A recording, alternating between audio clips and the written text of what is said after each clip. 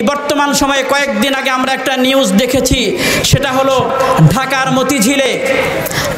মতিঝিলে Banasree ideal school কলেজের মধ্যে আমার কিছু বোনদেরকে তারা স্কুলের মধ্যে ঢুকতে দেয় নাই। ও মুসলমান, তাদের কারণ ছিল, তাদের কাছে কারণ জিজ্ঞেস করা হয়েছিল। ওই সমস্ত স্কুলের শিক্ষকদের কাছে কারণ জিজ্ঞাসা করা হয়েছিল, কিসের জন্য আমার বোনদেরকে, আমার ছাত্রীদেরকে স্কুলের মধ্যে ঢুকতে দেওয়া হলো না। ওই সমস্ত শিক্ষক নামের কুলাঙ্গারদের কাছ থেকে উত্তর এসেছে, এই ছাত্রীগুলি কেন বোরকা পরে এসেছে, কেন ওড়না পরে এসেছে, কেন হিজাব পরে এসেছে। ও মুসলমান, আমি বজ্রকণ্ঠে বলতে চাই, যেই দেশের মধ্যে প্রধানমন্ত্রী মহিলা থাকবে, যেই দেশের মধ্যে একজন স্পিকার মহিলা, যেই দেশের মধ্যে শিক্ষামন্ত্রী পর্যন্ত মহিলা, সেই দেশের মধ্যে আমার মা বোনেরা ধর্ষিতা হবে, আমার মা বোনেরা লাঞ্ছিত হবে। এটা মেনে নেওয়া যায় না, বরদাস্ত করা যায় না। কথা বলেন ঠিক কিনা?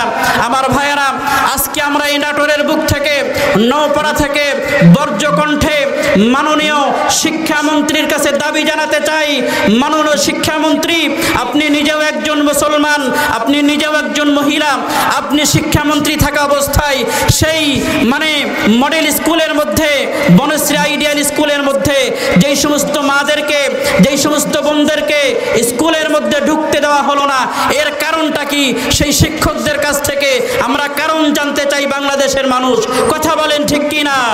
আমার ভাইয়েরা, এই কারণ তাদেরকে বলতেই হবে, কিসের জন্য আমার বোনদেরকে স্কুলের মধ্যে ঢুকতে দেওয়া হলো না। ওড়না পরা যাবে না কেন? হিজাব পরা যাবে না কেন? পর্দা করা যাবে না কেন? কথা বলেন ঠিক কিনা? এটা হলো মুসলমানদের দেশ। 90% মুসলমানদের দেশে লুচ্চামি করার জায়গা পাও না, ফাজলামি করার জায়গা পাও না।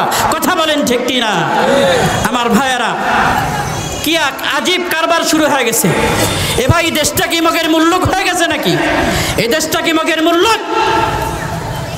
মেয়েরা বোরকা পড়তে পারবে না, মেয়েরা ওড়না পড়তে পারবে না, কারণটা কি? তুই শিক্ষক নয়, শিক্ষক নামের কুলাঙ্গার, তুই শিক্ষক নামের জানোয়ার।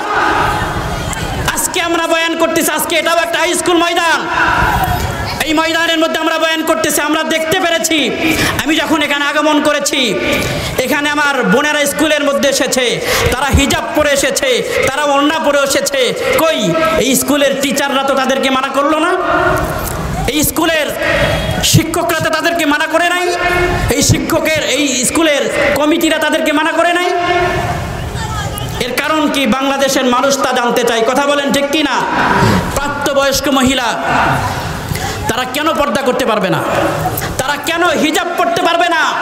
তারা কেন ওড়না পড়তে পারবে না? এই কারণটা তাদেরকে জানাইতে হবে।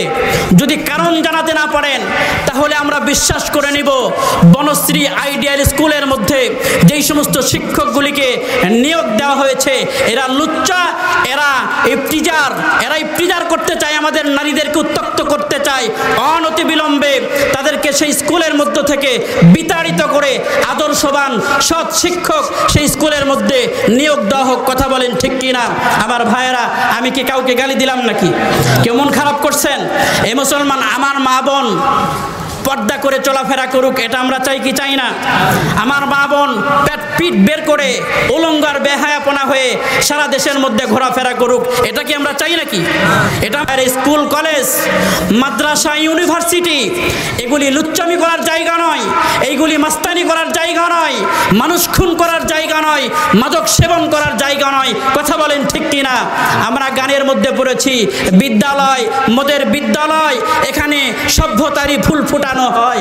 আমার ভাইয়েরা, যেই বিদ্যালয়ের মধ্যে সভ্যতার ফুল ফোটানো হয়, সেই বিদ্যালয়ে যদি শিক্ষকরাই অসভ্য হয়ে থাকে, তারা আর সভ্যতার ফুল কি ফুটাবে? কথা বলেন, তারা আর সভ্যতার কি ফুল ফোটাবে?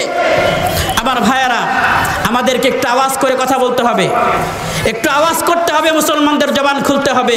এটা মগের মুল্লুক নয়, মুসলমানদের দেশ।